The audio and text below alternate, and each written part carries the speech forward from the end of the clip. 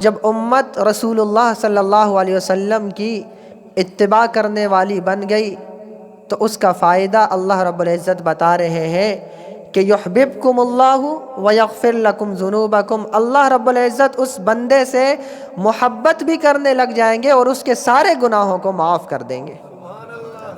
سبحان اللہ۔ اور پھر یہ محبت کرنا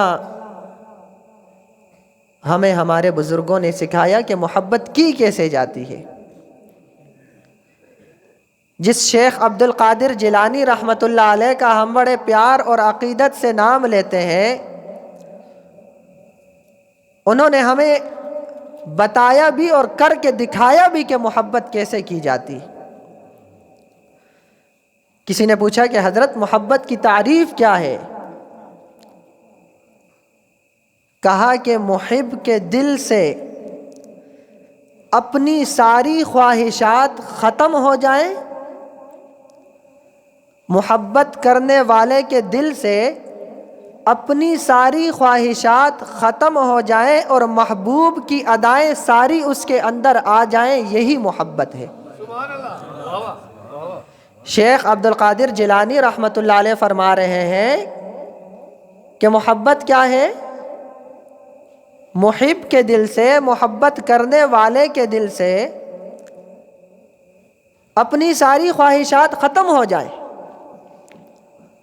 اور محبوب کی ساری ادائیں اس کے اندر آنے لگ جائیں تو سمجھ جائیں کہ یہ بندہ سچا عاشق ہے اور سچی محبت کرنے والا ہے۔ حضرت بایزید بستامی رحمۃ اللہ علیہ سے کسی نے پوچھا کہ حضرت محبت کیا ہے؟ تو فرمانے لگے کہ محب اور محبوب کے درمیان جتنے پردے حائل ہیں وہ سارے پردے ختم ہو جائیں،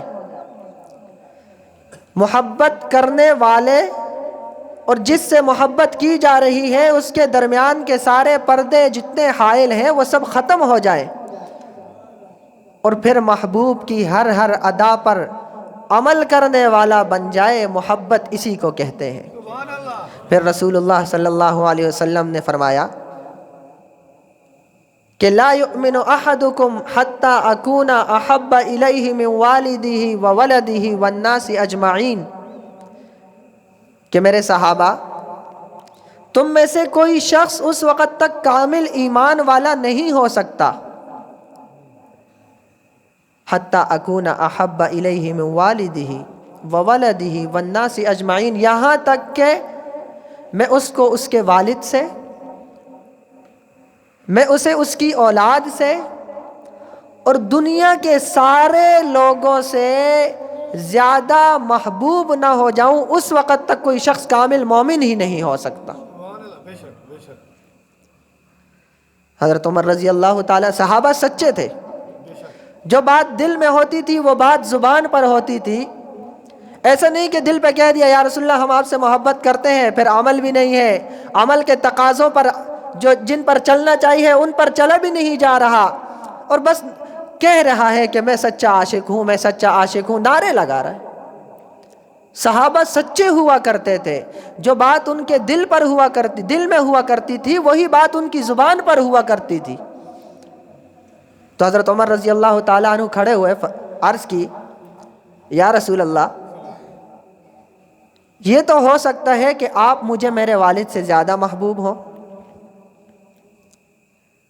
یہ تو ہو سکتا ہے کہ آپ مجھے میری اولاد سے زیادہ محبوب ہوں، دنیا کے سارے لوگوں سے زیادہ محبوب ہوں، لیکن یا رسول اللہ یہ تو نہیں ہو سکتا کہ کوئی اپنی ذات سے بھی زیادہ کسی کو عزیز ہو۔ آپ علیہ السلام نے فرمایا لا عمر، نہیں، اس وقت تک آپ کا ایمان کامل ہو ہی نہیں سکتا۔ حضرت عمر رضی اللہ تعالیٰ عنہ سر جھکا کر بیٹھ گئے، تھوڑی دیر بیٹھے،